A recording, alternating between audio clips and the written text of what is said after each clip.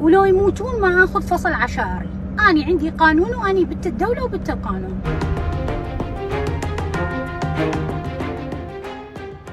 كتبنا مضبطة. شو تقول المضبطة؟ تقول تم الاتفاق بين المدعو عبد الحسين واني حول مسألة الصلح، وكانت في مضيف الشيخ الشياع البهادلي.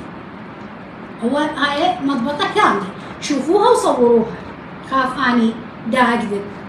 زين. انه تمنع اقامة الدعاوي بين الطرفين، وتعتبر هذه الوثيقة وثيقة صلح بين الطرفين، واي شخص يعتدي على الطرف الاخر اوكي يدفع مبلغ 25 مليون من قبل الطرف المعتدي.